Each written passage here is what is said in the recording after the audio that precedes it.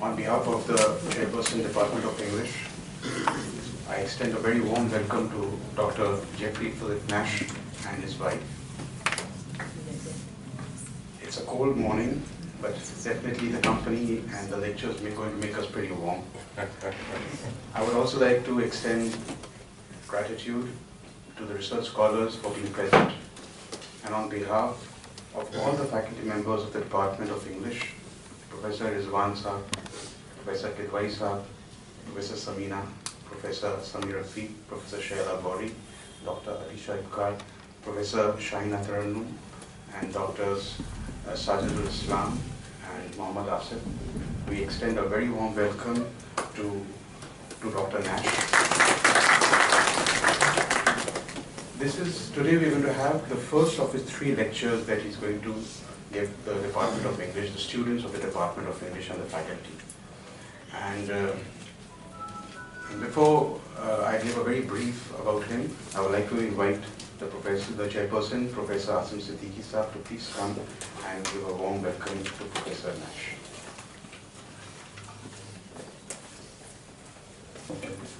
Thank you, Akbar.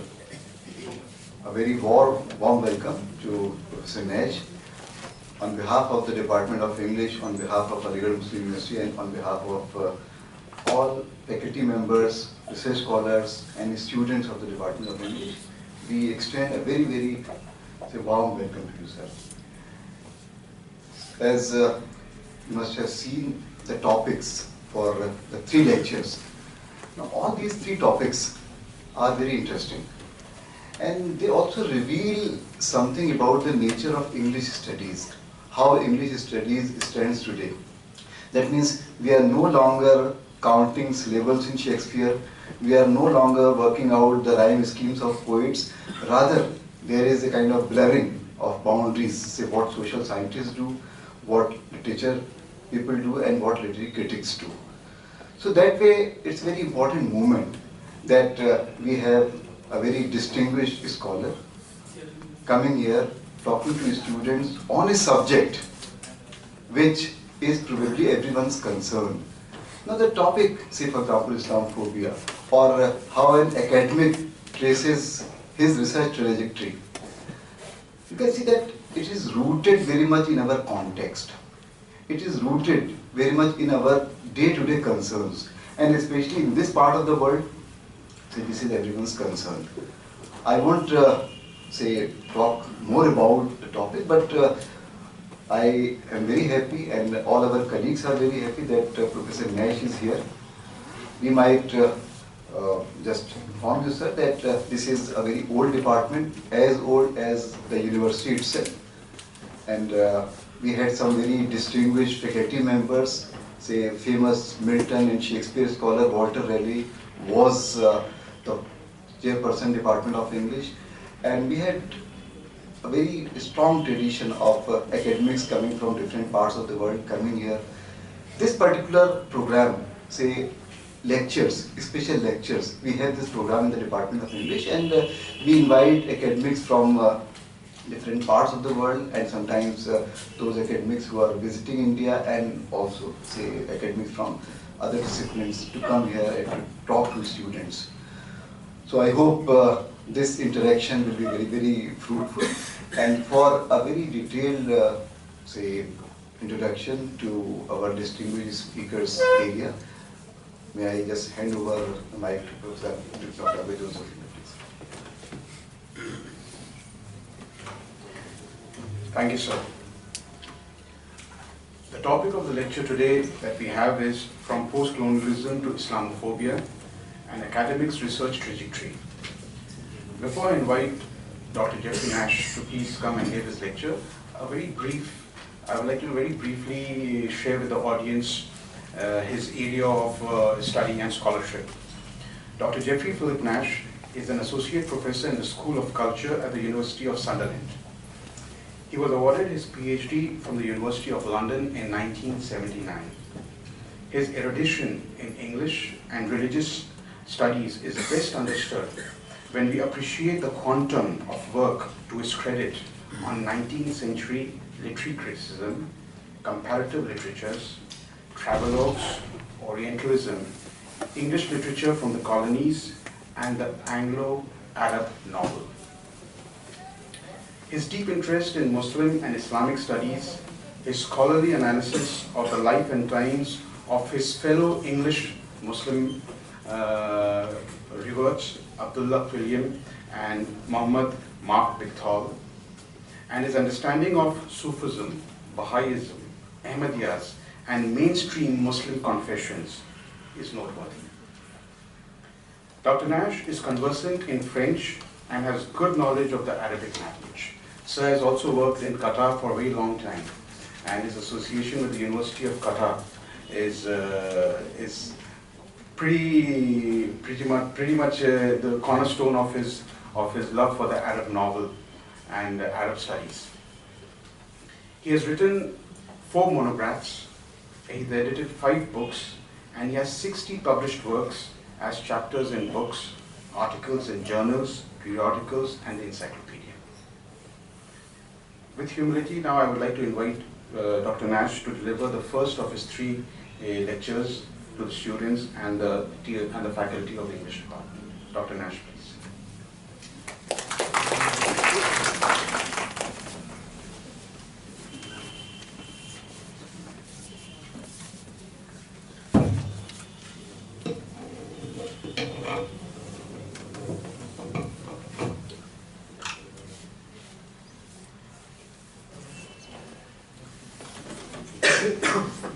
You'll forgive me if I read this lecture from screen. This is actually a first for me. I usually have a printout of the lecture. But this time, as we are peripatetic mode, it has been necessary to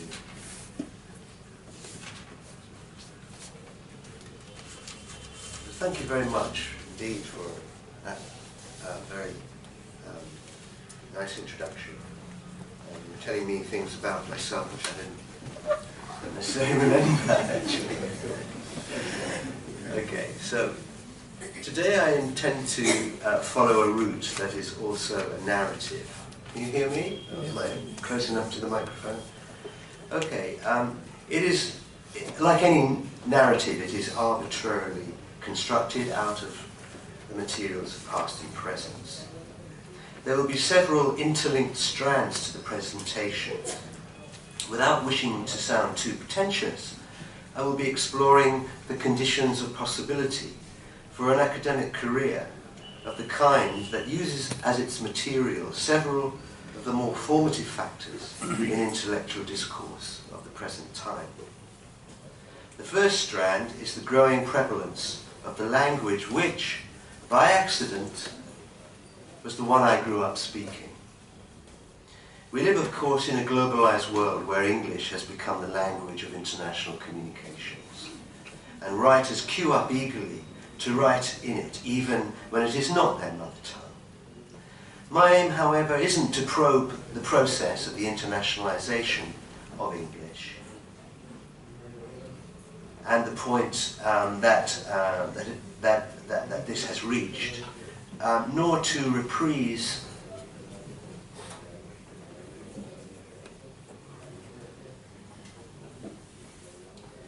forgive me, I'll get used to this. So I'm not going to talk about the internationalization of literatures, nor reprise the trajectory of literatures written in English outside the canons of British and American literatures, in what used to be termed Commonwealth or New National Writing, but which is today being repackaged under the revamped nomenclature of world literature. Suffice to say that I developed a research specialism in a corner of what we might call, for convenience sake, post-colonial writing. I wish to draw on a variety of English writings in my lecture to trace a personal journey within this discipline, not as a form of self-indulgence. I shall also be referring to others who have followed similar, if not identical, paths, but with the aim of mapping out this area of research, which I hope others, much younger in this room today, are already in the process of pushing forward into new directions. So if the first strand of my talk relates to English as a language of translation as well, because I should be talking about how in certain stages in British expansion overseas, the scholars have followed in the wake of the businessmen, of the people involved in marketing and so on, and have engaged in another, you could say, another form of market production, which is translation. So I should be talking about that to some extent. But the third strand, besides post-colonialism and looking at the English language, is Orientalism. Now, Orientalism was the gate for me into post-colonialism, and of course, if we're going to be strict about this, Edward Said, we could argue, was the founder of post-colonialism, but it was a discipline which he never had much time for. So I should be talking about Orientalism as well, and that will feed into the last topic, which is Islamophobia. Of course, I mustn't forget to close this introduction with a thesis statement. You're supposed to laugh there, those of you who have been under my tutelage over the last six days. So my contention is an obvious one. British academics such as myself, Claire Chambers, Lindsay Moore, Peter Moray, to name but a few, working in a cognate area, would not have followed the paths they did were it not for the coming of the post-colonial moment. However, there is also a corollary. The vogue for all things post-colonial may well be on the wane. Going back then, 4 decades, when I was a student at Oxford University, one could say that the English language and literature syllabus was more heavily freighted with the past than it was troubled by the future. English freshers' first engagement with their subject required them to sweat over Sweet's Anglo-Saxon grammar in order to translate Beowulf in tutorials. So that's referring back to what Professor Sadiki has already referred to. While Cambridge was rocked in the 1980s by battles over theory, Oxford slumbered.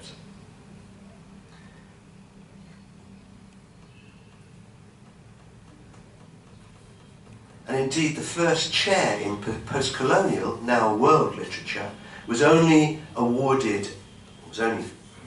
filled as recently as 2007 in Oxford, my alma mater.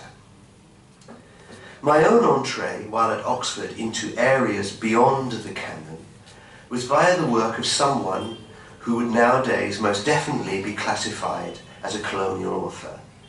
But I was exercised less by Thomas Carlyle's racist stance on General Eyre and his crushing of the rioters in the West Indies, and more by his portrait of the hero as prophet in his lecture series on heroes and hero worship delivered in 1840. In point of fact, this topic, which of course we know to be one of the first really revisionist, positive ways of looking at the prophet, peace be upon him, in the West, it was in fact through reading this article, this lecture, that I was led into, I should say, the precincts of Orientalism, though at the time I didn't appreciate this was what I was doing. I sampled the Cambridge History of Islam in the Bodleian Library and read Hamilton Gibb and his insensitively titled book titled Mohammedism, oblivious of the excoriation about to be poured upon these and other writings of their ilk by Edward Said. It would take, however, nearly a decade and a half before I actually read Said's Orientalism. But when I did so, my career, if not my life, was irretrievably reoriented. To draw a line under this part of the story and to bring in another academic who, like myself, but somewhat later, acquired, as the saying goes, a heart turned east. Dr. Claire Chambers once confided that she could not have conceived having devoted her life to teaching the works of Geoffrey Chaucer. While Claire found the inspiration to fuel her interest in South Asian writing among the migrant communities of her native Leeds, my university friends at Oxford and later London were mainly Indian and Iranian. To spice the dish with an anecdote, as an undergraduate without a word of Urdu or Hindustani, in a crowd of South Asians at a Sunday Indian film matinee in a cinema in East Oxford, I was hailed by a clearly surprised interlocutor with the words, "What are you doing here?" A question I have often asked myself since. For us, that is all the academics mentioned above. Competence in any language other than our own, or the odd European one, is significantly lacking. We are all, you might say, area studies specialists manqués, failed Arabists, Iranists, etc. And that may be a comment on post-colonial studies as a discipline. So after Carlyle and H.A.R. Gibb, back in time to George Sale and Sir William Jones, back to the end of the 18th century, to encounter the ascent of the English language at a new stage, with Britain in the form of the East India Company establishing itself as an Eastern power. Samuel Johnson's English Dictionary, which its author believed to be the summation of an English language set on the road to decline, was matched by the new enterprise of a Welshman in India. Alongside his Persian grammar, Sir William Jones, his achievement was to produce in the world of translation a new taste that went beyond the English paraphrase of classical Greek or Latin poetry in which Dryden and Pope excelled. The hegemony of the classical world was on the verge of being replaced, if we accept the authority of Raymond Schwab, by an Oriental Renaissance. Schwab's work, which Said generously praised but in substance revoked, was a celebration of those, including Jones, who Schwab believed had discovered a source of spiritual wealth that had the potential to renew Europe. Jones was among the first of the Orientalists, using the term in its late 18th and early 19th century sense, to describe those East India Company officials who valorized the languages and laws of Muslim and Hindu India, and argued that these, quote, should not be ignored or supplanted, but utilized and preserved as foundations of the traditional social order. As an example of Jones's prowess, I might have chosen his admired translation of Kalidas's Sanskrit poem Shakuntala, which a lot of academics do. But instead I reproduce some lines from his version of a Persian poem, which some in our audience today might recognize. Hear how yon reed in sadly pleasing tales departed bliss and present woe bewails.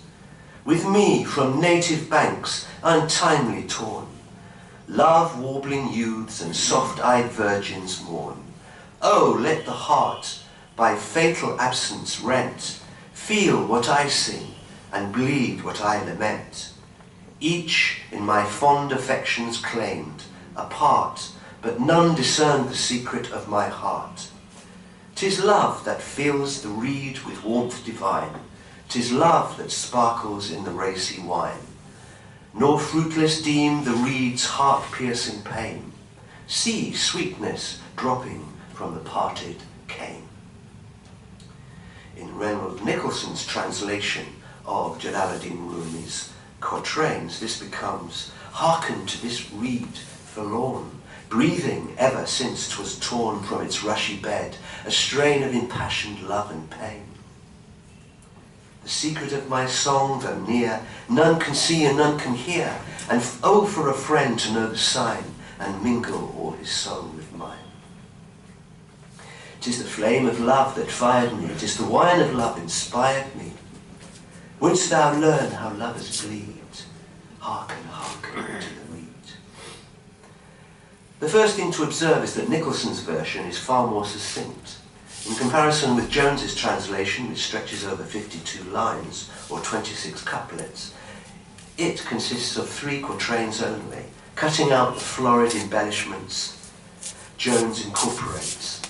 In Lawrence Venuti's terminology, Jones has opted for an acculturation of the original to a sententious 18th century classical pastoral idiom, and has in the process resorted to extensive paraphrasis, leaving his readership untroubled by alien concepts, but missing out on what Nicholson has attempted to convey in Rumi's lines, the burst of intensity and drive towards a climax that far more closely convey the lover's urge towards fana, absorption in the beloved.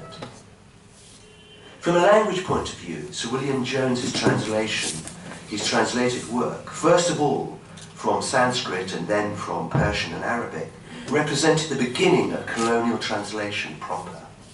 In spite of his sympathy for the East and the Oriental texts he rendered into English, Jones learnt Oriental languages in the first instance to translate Indian laws, in order that they might be codified into the British imperial system. As Robinson puts it, quote, "Translation has always been an indispensable channel of imperial conquest and occupation. One of the earliest areas of concern in the history of translation as empire was the selection and training of interpreters to mediate between the colonizer and the colonized. Is it a proper question to pose whether the East, in the form of Maulana's Mathnavi, could ever have revived a European world bent on colonial expropriation? Schwab never considered it. Said ironically placed the matter in the hands of the pedant fops Bouvard and Pécuchet.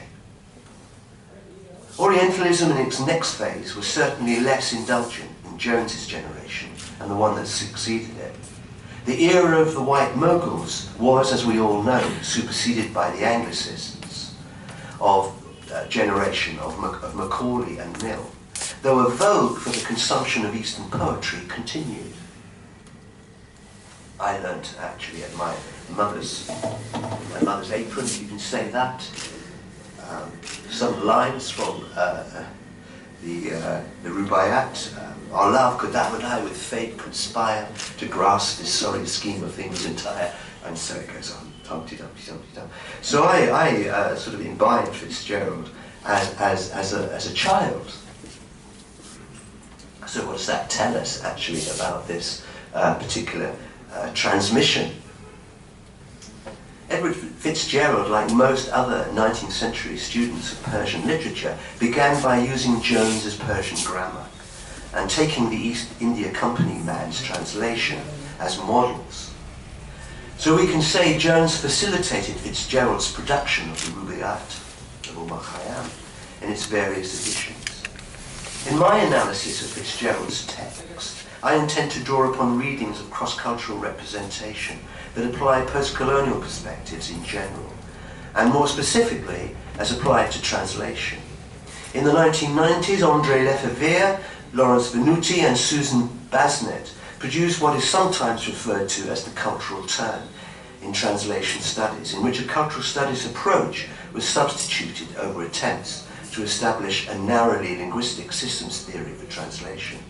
Venuti's work has as its central focus the proposition that an engagement with another culture involves a process of translation in which there is a strong tendency for foreign codes of the source culture to be sacrificed in favour of the domestication to the tastes and expectations of the home audience, which I hope we saw in Sir William Jones's translation of Rumi. Lefebvre's influential study, Translation, Rewriting and the Manipulation of Literary Fame, which was published in 1992, applies a cultural studies approach to translation and has as its most important point of departure a definition of the term rewriting that is inclusive of translation. In arguing that translation is a rewriting of an original text, Lefebvre accomplishes an enlargement of its meaning by including it within the process by which literary works are canonized. The same basic process of rewriting is at work in translation, historiography, anthologization, criticism, and editing. Translators have in the past joined writers of literary histories, critics, and reviewers in creating images of a writer, a work, a period, a genre, sometimes a whole literature.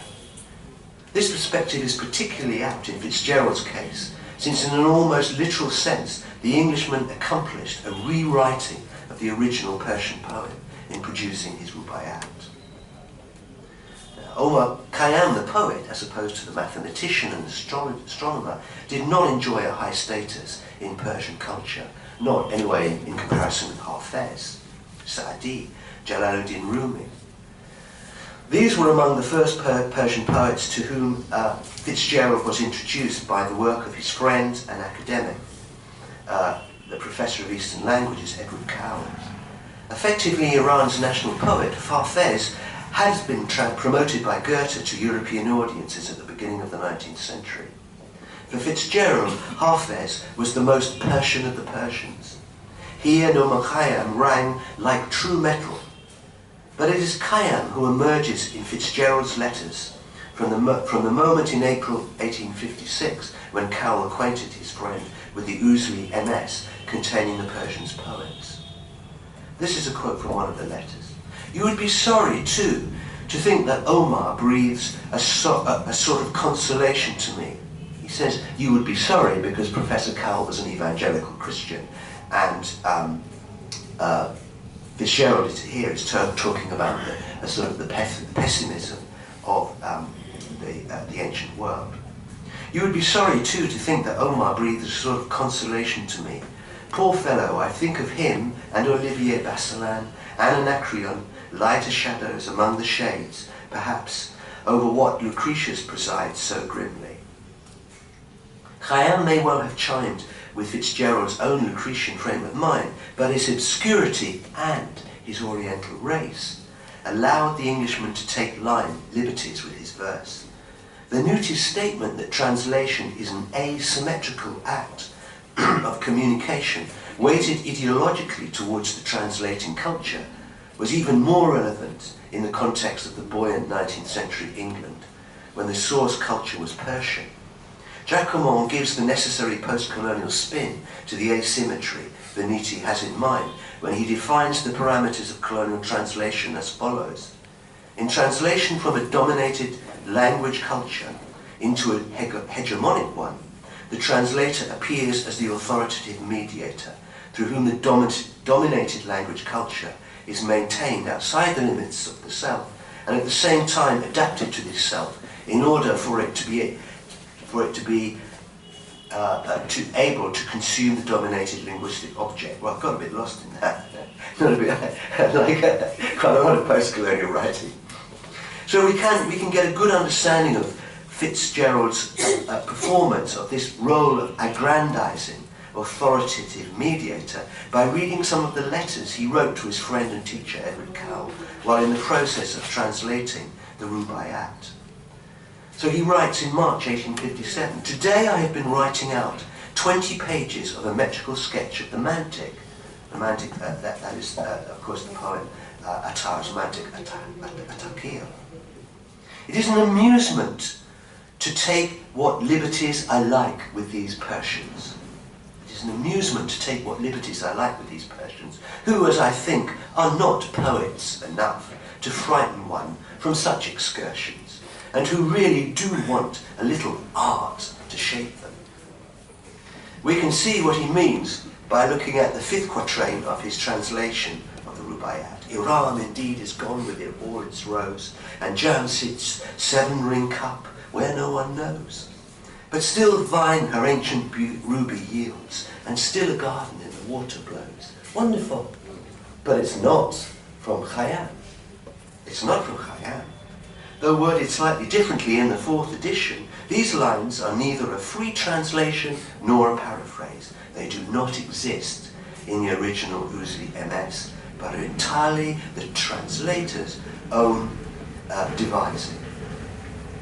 Persian scholar A.J. Arbery suggested 2 decades before Said that Fitzgerald departs from Khayyam's original to an extent that would be condemned as impermissible in any version of a European poet. But aside from the greatness of his poetic achievement, and it is a great achievement, of course, Fitzgerald has perhaps been excused, these are the words of Arbery, because Europe adopted a colonial attitude to Oriental writing, as well as because it was fashionably supposed that Persian images were apt to be so alien to Western taste as to be beyond accurate reflection. So is this a diversion? You might be wondering, why have I gone into such detail into this particular element? I think I've done so to catch a flavour of Orientalism and to what post-colonialist critique brings to Orientalism, which of course would not have been possible were it not for the work of Said. So how am I going to time? How long have I been speaking? 20 minutes? Okay, so I've got another 20 minutes. Right. Okay, so the popularity of Edward Fitzgerald, which I was read at my mother's knee, had a vogue in the early 20th century, particularly among the soldiers who went to war in 1914. But it was replaced at the end of that awful conflagration by another figure who became a mediator of the East. And that figure, you might have guessed, was Colonel T.D. Lawrence, whose Lawrence of Arabia myth penetrated the Anglo-American world soon after the Great War. Despite the fact that Lawrence's reputation is now in itself in eclipse, and among academics strongly associated with a political Orientalism of the kind identified by Edward Said, we are now in a better position to appreciate that there did exist, during the later years of the colonial age, some genuine counter-Orientalist figures, or Orientalist voices that were sympathetic to the aspirations of Eastern nations. So here, to sort of come back to the personal note, this became my first book, which was called From Empire to Orient, Western Travellers to the Middle East, mining this particular area of Orientalist discourse, which Said hadn't allowed for in Orientalism, where the discourse of Orientalism is monolithic, and everybody seems to be signed up to this egregious activity, which is to, obviously, to other the Oriental, to infantilize the Oriental, and so on, even to consider the Oriental as the Oriental. So in my book, I found that there was there were a number of people who we could argue were friends of Eastern peoples. Among them was the enthusiast for the Orient, aristocrat and Arabist Wilfrid Scaron-Bright, who died in old age in 1922 and promoted several visions of Oriental enfranchisement, including a scheme for transference of the caliphate either to one of the desert Arab sheikdoms or to the Egyptian Khedives. Blunt's work is still sort of referred to from time to time. I had to do some research for an American encyclopedia which was bringing out something on Blunt. But when you look at it actually in hindsight, the sort of the pretension to think that an Englishman, an aristocratic Englishman, would actually sort of lead the way in deciding where the caliphate should go is quite sort of astounding, really, when we think about it now. But it is still discussed seriously by some academics. So Blunt was an ambiguous figure, I think, in Orientalism. But when we come to Edward Granville Brown, Professor of Arabic at Cambridge University, and a passionate liberal anti-imperialist who agitated in Britain on behalf of the Persian constitutional revolution, the Mashruṭeh, of 1905 to 11, Brown was clearly somebody who was writing from a position of knowledge, and indeed he was a key figure in mediating the constitutional struggle to Britain. But he became one of those figures. Indeed, most of the figures I discuss in my book followed a similar path. He became one of those figures that was intensely alienated from his own government because of the policy that they followed, which was, of course, one of betrayal, total betrayal. So far, as my audience will be aware, I have adopted a broadly post-colonial perspective to interrogate the translation work of British scholars who engaged with Eastern literatures and Western travellers who visited the Near East in the century and a quarter that led up to the death of Victoria in 1901. Like Said, indeed because of him, I was able to see that Orientalism was a prism through which a variety of the British intelligentsia and political caste viewed the Near East during the period. Even if there were among the Orientalists a small section who valued the cultures and to a certain extent patronised political causes of countries like Turkey and Iran, there was no Oriental Renaissance of the type delivered by Schwab. If by that is meant a rediscovery of an ancient Eastern civilization or civilizations amounting to a revelation whereby Westerners might learn from the East in humility and wonder and become transformed, there was no such Oriental Renaissance. Arguably, in fact, there was a lack in the West, what Carlyle called an all-embracing ocean moan of ennui, and Hardy more succinctly, an ache of modernism. However, no amount of Eastern savants or gurus for whom Paris, London, New York and Boston developed a vogue in the first decade of the 20th century, think of Khalil Gibran, think of Vivekananda, could affect anything approaching a radical change in the ingrained materialism that has grown from that time until today, and which is now the West's gift to the East. In truth, a much greater force in awakening China and India than any Eastern spiritual movement during this time has been able to exert in reshaping the West.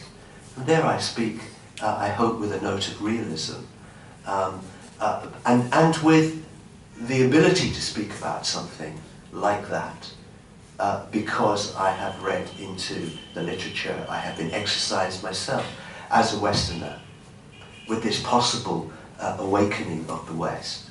But so far it ain't happened. I spent the 1990s in a university in the Arabian Gulf, where I developed an interest, a belated one as far as the historical moment was concerned, in Pan-Arabism. Imagine finding an interest in Pan-Arabism in the wake of Saddam Hussein's invasion of Kuwait. But such was the case. I think partly through Edward Said. That was partly one of the effects he had on me. Of course, I became interested in the Palestinian cause, which I am to this day. But it was also in the Doha Club library that I found a volume with an innocuous cover and title. It read Marmaduke Pickthall, British Muslim. The author, Peter Clarke, is, thank God, still with us.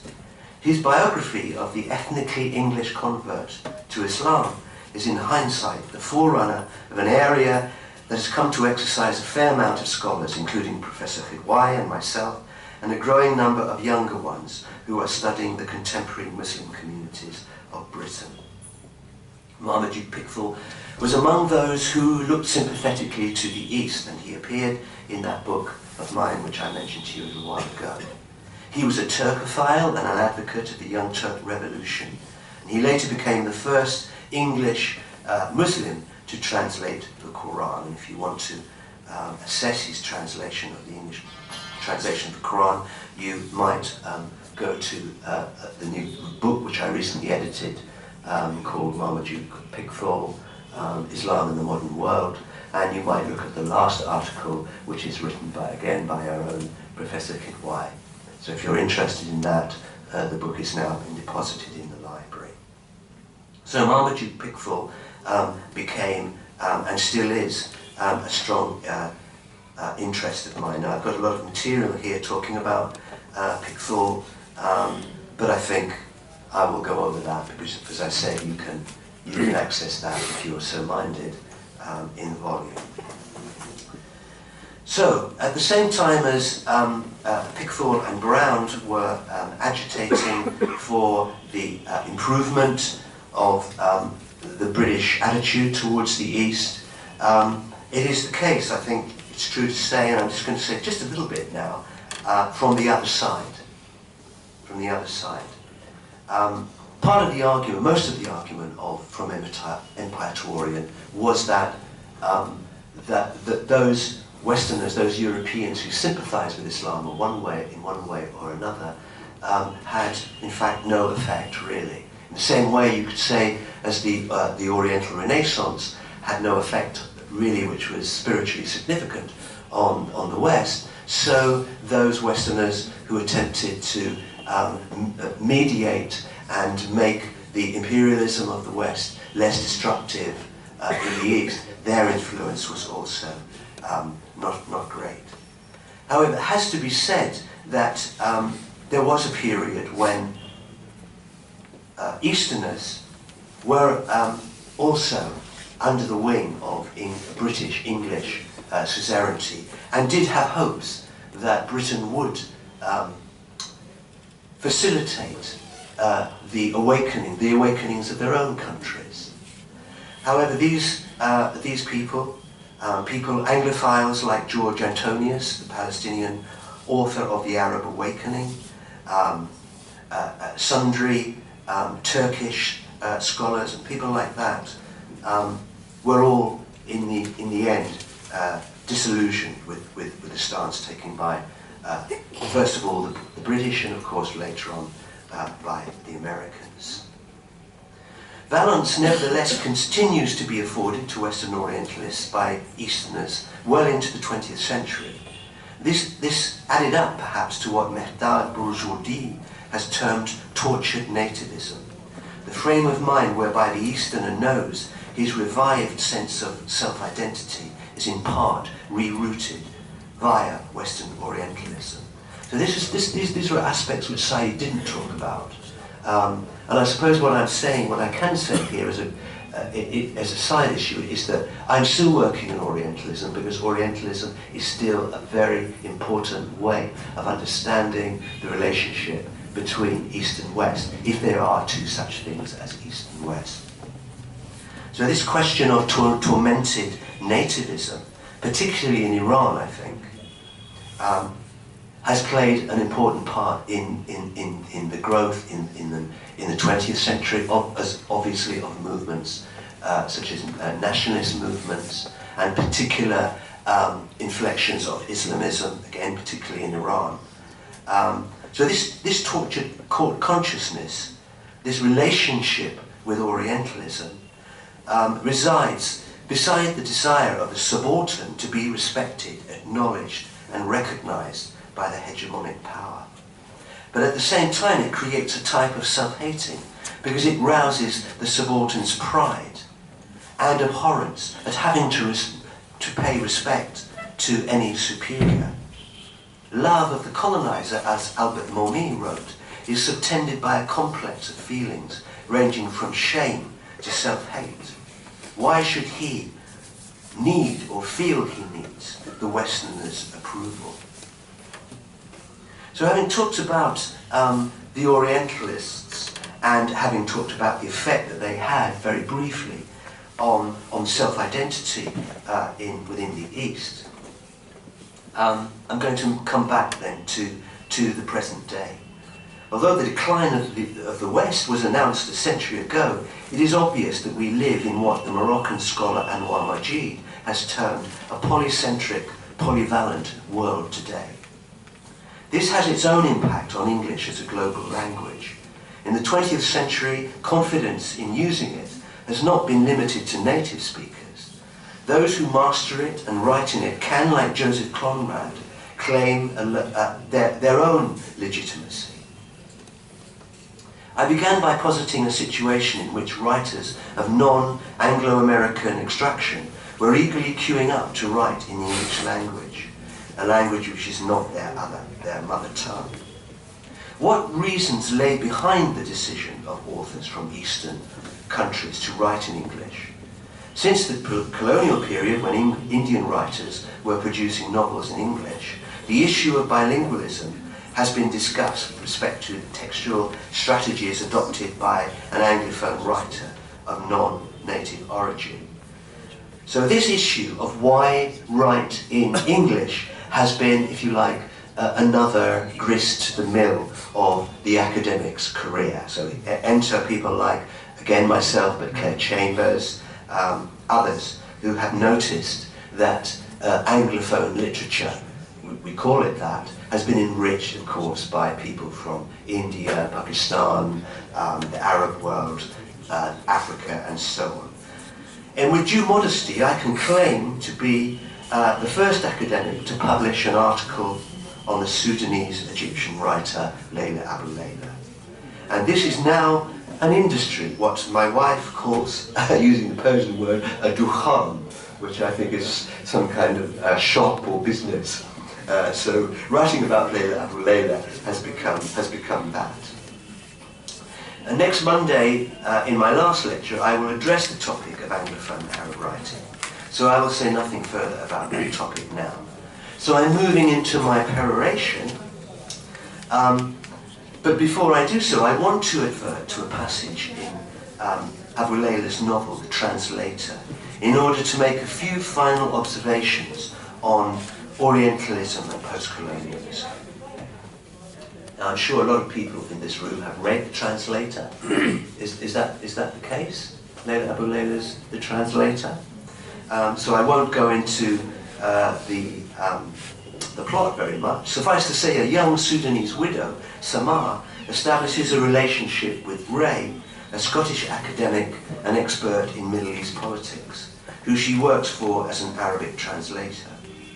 In the following passage, we see that he is a Western male who possesses a latent receptivity towards the East. During a visit with her friend to Ray's flat, she picks up a magazine containing maps and photographs of Northeast Africa. And I quote from the novel. She knelt and sat on her heels to look more closely. The familiar names of towns in black type against the yellow moved her. Kassala, Darfur, Senna, Kadugli, Karima, Wow. Inside her was their sheer dust and meagerness, sunshine and poverty, voices of those who endured because they asked so little of life. On the next page of the magazine, there is an advertisement for education materials. Schoolgirls in Somalia smiling arm in arm. Short-sleeved, white shirts under a navy pinafore. White belts around their waist. She had dressed like that, had been a face like that once. When she looked up, Ray was watching her, a look in his eyes like kindness. Encouraged, she said, I used to wear a uniform like that in secondary school. They made us wear shorts, he said, even in winter. It was awful, walking into school in the cold. I was glad when I got expelled. You got expelled from school? Asked Yasmin. What terrible thing did you get up to? I wrote an essay. He was laughing, so that Summer did not know whether he was joking or not. I wrote an essay entitled, Islam is Better Than Christianity. Here, everything seems to turn on the kindness of Ray, who smooths over Samar's sense of third world inadequacy by teasing out commonalities between himself, the seemingly more advanced Western male in age, social position, culture, and the young African woman. He too has experienced the cold that is central to her homesickness and sense of exclusion from the wealthy, but soulless Northern Hemisphere. At the same time, Ray goes a step further and moves into Samar's territory by revealing his affinity for Islam in the details of his school expulsion, thereby announcing the frame which the novel will now occupy, the possibility that he will move over completely to sharing her worldview by becoming a Muslim. I think what attracted me to Layla Abu Layla initially was the sense that Orientalism could be overcome. Since then, however, criticism has moved on. Saadia Abbas, for one, has launched a vitriolic attack against Abu Layla At Freedom's Limit, Islam and the Post-Colonial Predicament. In a review, I described this as amounting to an internecine battle between, respectively, but not respectfully, post-colonialists of leftist and Islamist persuasions. This is a quote from my review. Abbas's her ayah, is not limited to Islamic post-colonialists like Talal Assad and Sabah Mahmoud. It extends to non-Muslim Western sympathizers with Abu Layla, who, she argues, adopt similar positions to the ones they espouse out of, it is implied, mistaken guilt, and in so doing take up illiberal positions such as regurgitating conservative arguments for wearing the veil. We are in what I have called elsewhere the culture camp, the cultural struggle here, which is going on in post-colonialism, I think, as much as it is going on in the government's campaigns and the newspapers' campaigns against Islam in Britain and other countries. In other areas too, post-colonialism is fracturing. Former doyen of revisionist Orientalism and progressive post-colonialism, Anwar Majid, has turned against Edward Said, post-colonialism and Islam all in one. Now he promulgates to the world the virtues of the US Constitution, American freedom, and stretches this bonhomie to the present President of the United States. For Majid, academics who take up and write on causes like Islamophobia are selling out people living under oppressive Islamist regimes. In the last few years, as my research interest has turned to this subject, that is Islamophobia, I have had to consider my own position. My work, which has co-joined me with academics and colleagues like Peter Murray and Amin Yakin, and again with Professor Kidwai, has in my mind always been reared on the foundations of a dialogue of culture among civilizations, to borrow words from a title adopted by AMU's own Professor Rashid Shaz. Speaking only for myself, I see the role for this type of work as consisting of a dual enterprise in which Western scholars speak up with the aim of protecting Muslims in the West, and Eastern scholars raise the standard for protection of minorities in the East, whichever those may be. It is not my job, even if I had the will to do so, which I certainly do not, to tell Muslims how they should practice Islam, let alone criticize the faith of Islam itself. Isms come and go. Colonialism, post-colonialism, among them. But the purpose of the great faiths of mankind is to uplift mankind. As for the Westerners, if they all smiled with the understanding of Ray, and if all Easterners entertained the former colonizer with the patience of Samar, great things could be achieved. In the meantime, we need to return to the fight with the hate mongers and the Islamophobes. And that is the topic I will be talking about in my presentation on Friday. خلاص.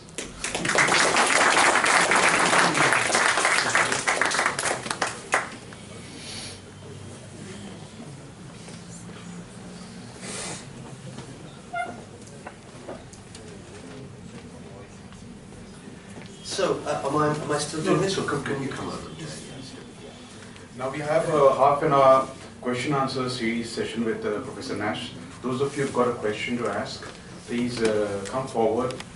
Very briefly, frame your question and please leave.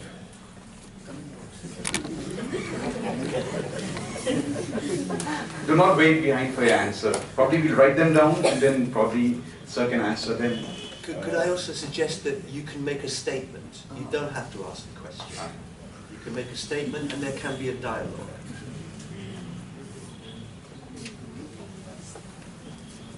Yes, please do come forward. So you're going to come forward to ask the question? From there. Or you can do it there?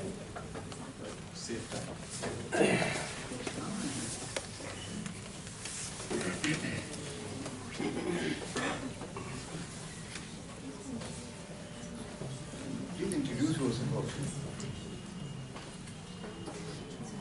I'm Samir. I'm professor in the Department of English, and I'm a lot into translation, and I really appreciate this lecture and the work that has gone into it. There were some very important points that you made. You brought about translation in the post-colonial context, and that's very important for our students. Thank you, sir.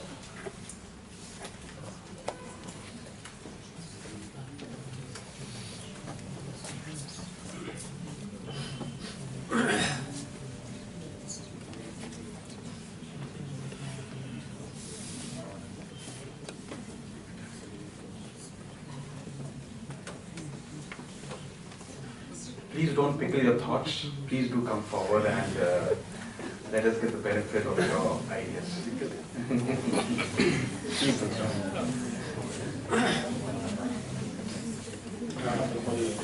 PhD research scholar from Yemen, working under the supervision of my mom, Sheikh Al-Budi. My topic is related to a lecture, and I am very happy to hear this information and statements. But as a Westerner, I want to ask you, is the feeling of, or the concept of paranoia and chauvinism is still decreasing or increasing in the West against Arab and Muslims and East, those who are from Asia and those who are from the Middle East? Thank you.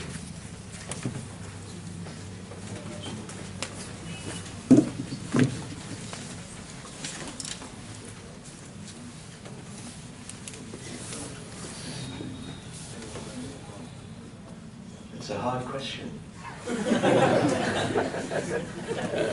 I read a novel about the concept of paranoia and chauvinism against Arab, and some characters are struggling that they are trying a kind of assimilation, all the acculturation of the culture of the West in America and England, but there is a kind of hyphenated. They are still hyphenated, and they are suffering. You're talking about, of course, a major element in migrant literature, which is the whole notion of hybridization and acculturation or maintenance of one's identity, and this is an important area for our study. But as far as your first question is concerned, look at the world today, and even when with the present president, when he won that victory, you could say that in a way there was a certain sort of breathing space even for the Middle East, because there's been so many years of intervention by even the so-called liberal Democrats of the United States, and of course conservatives like Bush. So for a moment the spotlight has moved away from the Middle East, and they've left. I almost can say us. They've left us, of course, in an internecine struggle between Muslim fighting Muslim, ancient.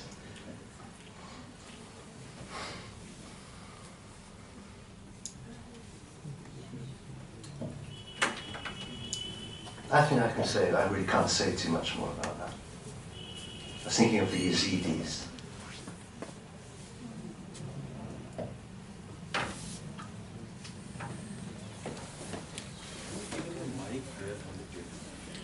So they are fixed. The mics are fixed. The mics are fixed. That's right. The mics are fixed. I'm very sorry for that. They're fixed. For many of us, the Yazidis basically are one of the most ancient of people in the Middle East. They live in the area of what is called Nineveh in northern Iraq, and recently they were persecuted. Pretty violently they were persecuted, almost to the point of extermination. Culturally they have been exterminated, we can say that. Physically they are alive, but culturally they have been exterminated. Gilgamesh, I believe, is the place where they actually originate from. The source of their religion is Gilgamesh. And there's a particular idea that is being floated at present in India is that probably the majority religion in India, if we were to say that it came from the north, from the Middle East, the Aryan invasion, that means it has very strong cultural roots in the religious, in the religion of the Yazidis, especially the worship of the peacock and the snake, the idea, and fire. So those of us who are not aware of the Yazidis, that was for them, and of course what has happened with them is pretty bad. After the Second World War, I believe after the Jews, a very concerted effort to destroy a people was made.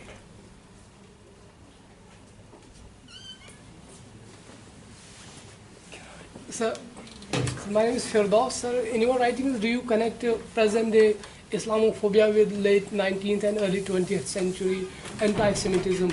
You know, and those connections, do you in a way make that? Because in late 19th century, if I'm not wrong, this a pamphlet was published in Germany.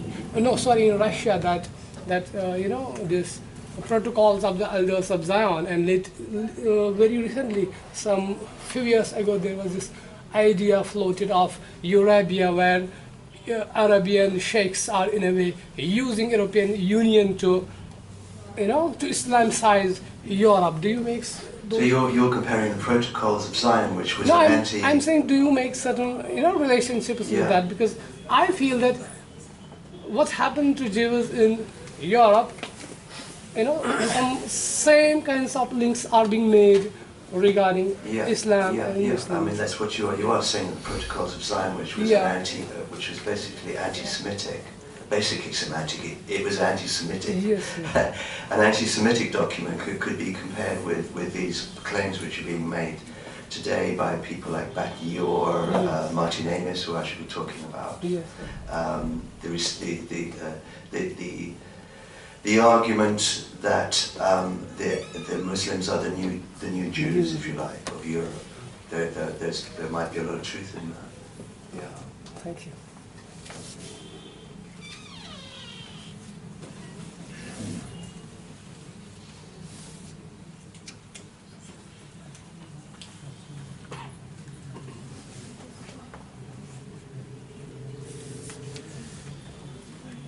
More questions?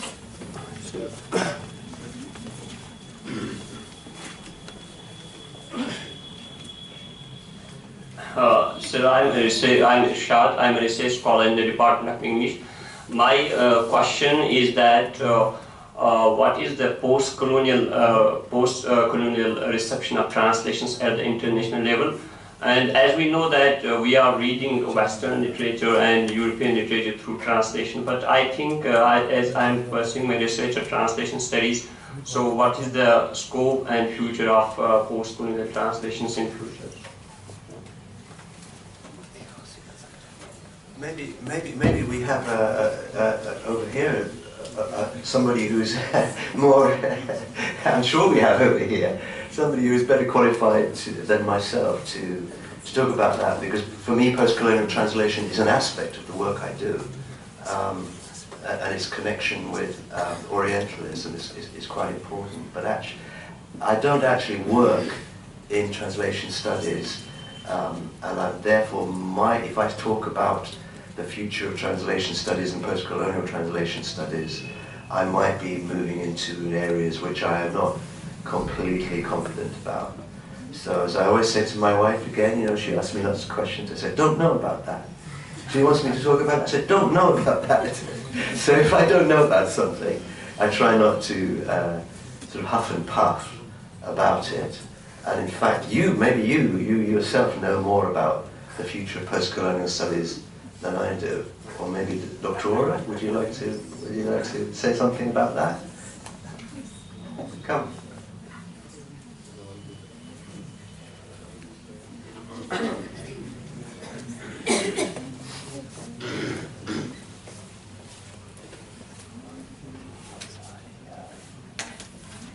So you said so much about it. I can't claim to say anything equal to that. You know, my area is quite limited. First, I'm a translator. I translate from Urdu into English.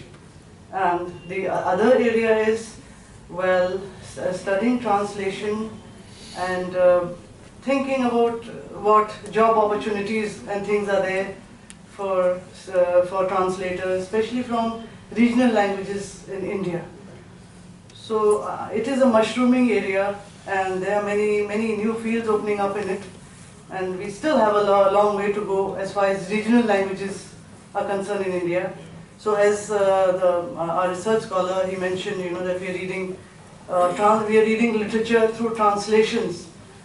Well, it's an area that is still, you know, under research. It is unexplored, and I'm sure that he has a lot of opportunities to carry on research and find new areas within it. You know, it's still a challenge, and we don't have a lot of generalizations related to it. So I hope, as a researcher, you may come up with a whole lot of work and a lot of research in this area. It's a new area, so it's difficult to give you any sweeping statements. Okay, thanks. I don't know if there's a connection here with what I mentioned at the beginning of my talk about a revamped, or as they say in the West, rebranded world literature, because world literature today now is effectively being proposed and being created for us by some French scholars indeed, initially. You're probably aware of these, Moretti or so. And world literature does involve basically the translation of texts from their original languages, so that they can become accepted by the world. And the world, of course, means the publishers of the United States of America, and to a lesser extent Britain and Germany and so on. So maybe there is a future for you there.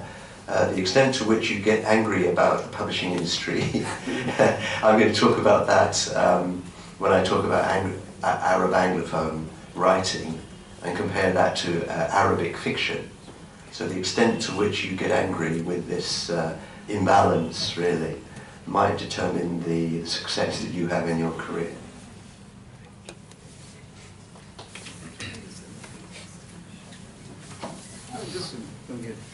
I was always surprised by Edward Fitzgerald's statement that these Persians are not poet enough.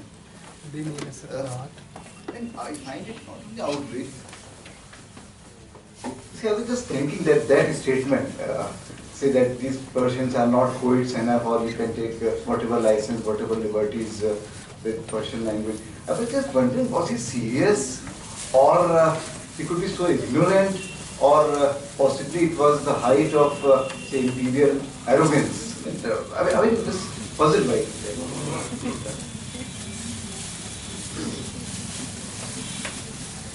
We can always look at the way we behave as individuals in terms of our own identity, our own makeup. You know, what if you like, if we're I'm in the land of astrology, so depending on how the planets were aligned or whatever. So somebody like Fitzgerald, he had this inclination to sort of tidy things up, and in his he translated from Spanish, and he liked to sort of reorganize, to alter things. So maybe we've got some psychologists among us here who give an explanation for that. So, you know, one could give an explanation for Fitzgerald's comments on the lines of his own personality.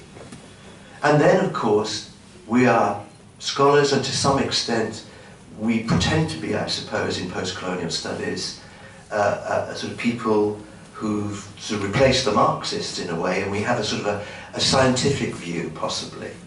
And a more sort of scientific view in terms of Orientalism would be, yes, he was arrogant, yes, he was being fed by the fact that Britain, his friend, who he loved, Edward Cowell, was going to India, to Calcutta, which much upset him, greatly upset him.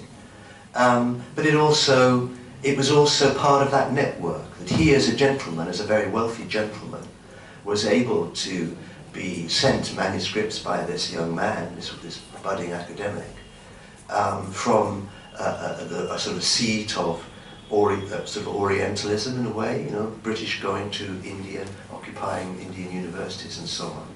So it was, you could say it was both things. At an individual level, it was his own personality, but in terms of at the level of science, of law, if that is the case. And we all speak a discourse which is determined for us. We are at the moment being able to address these topics largely because of Edward Said.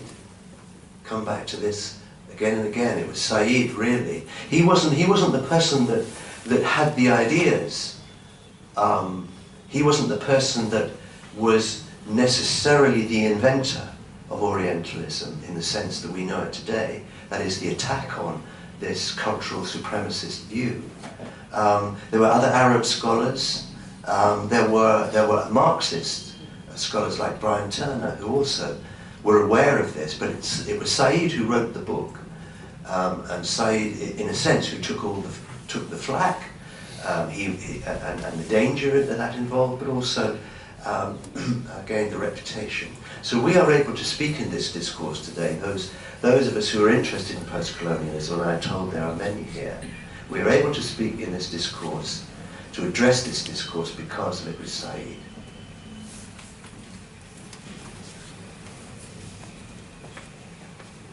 I am Father Pushush, again from Yemen, and I consider myself as a guest here because this is not my department.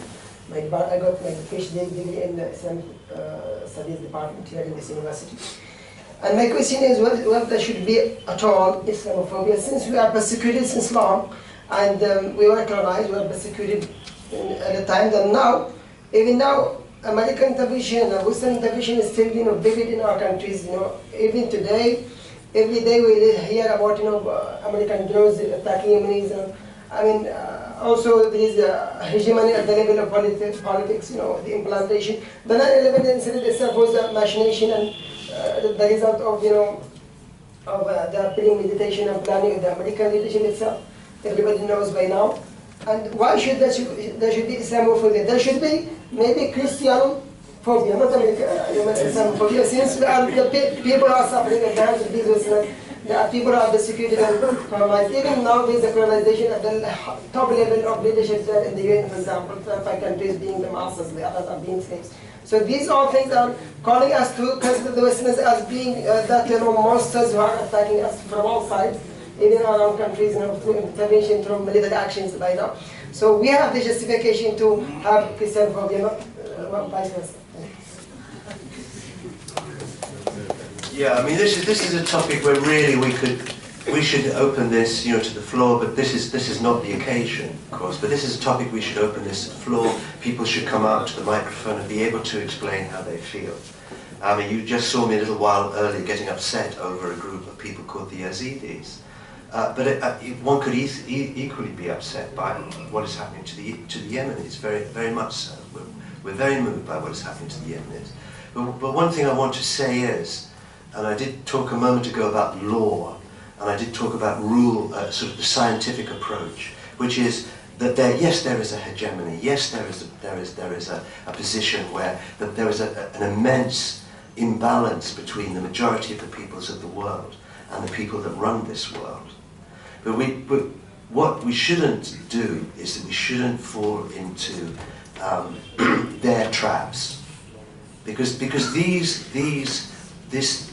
this whole syndrome of attacking one side, attacking another side, is done by people who are there doing it because they're in power.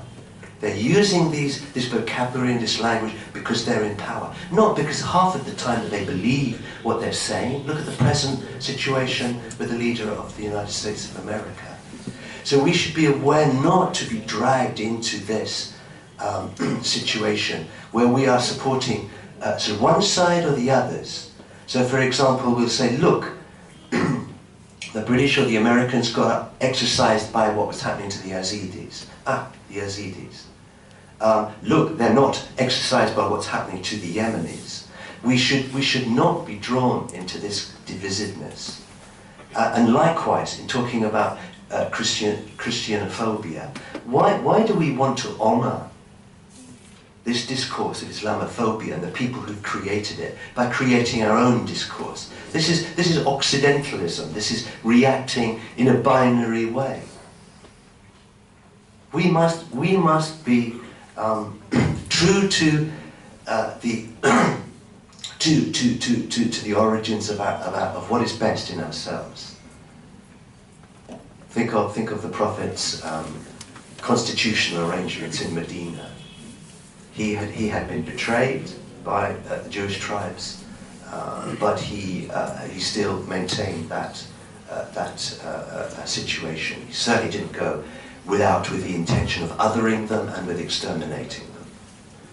And we should not be drawn into this binarism, which I have to say that the so-called Christian world has very much fueled. But we should not respond in a binary way. And this is part of what I was talking about, this tortured nativism, which it's interesting that an Iranian scholar should talk about it. It's the Iranians who've given to us in this part of the world Islamism, and I'm not qualified to comment about that as a movement. But within Iran, of course, that movement was structured around a binarism which responded to the hegemonism of the United States. And so this battle has been going on, I think, really far too long between Iran and the United States, where really underneath, if you scratch underneath the surface, there's no more sort of freedom-loving, sort of West-loving people than the Iranians. So, let us not be trapped by this awful, it is a trap. And especially in India too, where we have the opportunity this is one of the multicultural places in the world. Lebanon is another place. One is drawn to these places. This is where the battle could be fought, and we could see a reciprocity between peoples, because we can't exterminate our enemies, can we? We can't exterminate our enemies, and we can't build a government which is only of one faith. We can't build a government which is only of one faith or in one land. We should be looking towards our contribution, the wonderful contribution of Islam to civilization of the past, and a new contribution of Islam to the civilization of the future, embodying all that is best in Islam, not the hatred.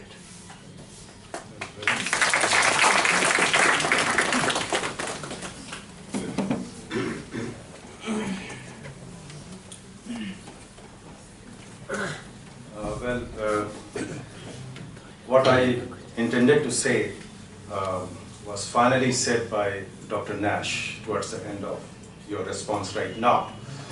And to extend what you said, these days I'm thinking on these lines. We need also to think of the Jews. Especially Muslims need to think of the Jews. I will say that we need to study what happened with Jews and what did they do after that. What happened with the Jews in Europe, that has not yet happened with Muslims in the world. What did they do? They did what Dr. Nash was saying right now, that do what suits you, no hatred. You cannot, eradicate, exterminate your enemies. These are some of the truths. What happened?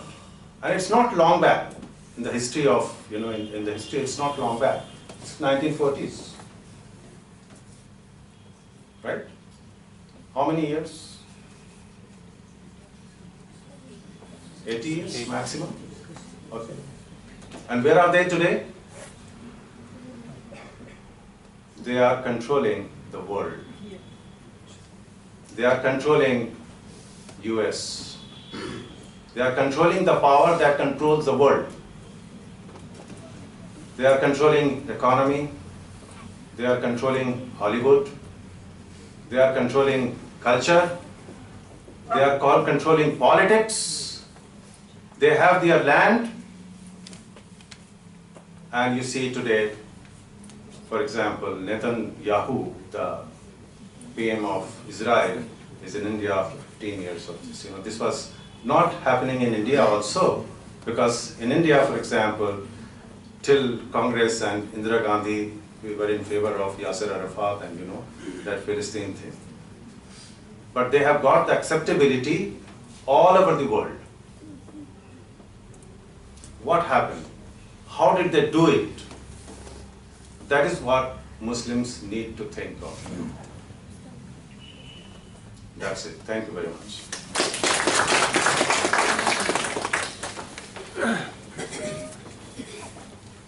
Thank you, sir. Now I would like to invite a young research scholar from Iran, Fariba Geoffrey, to please come and give a bouquet to Professor Nash. Fariba Geoffrey, please do come forward.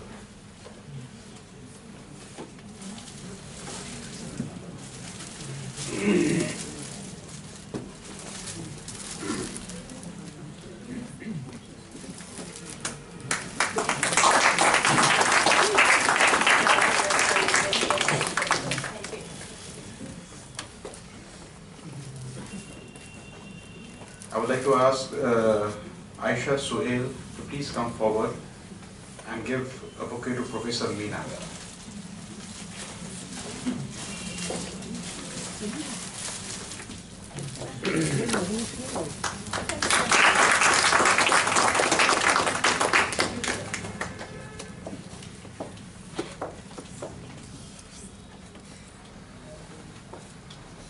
I'd like to invite Dr. Asif to please come and give the vote of thanks.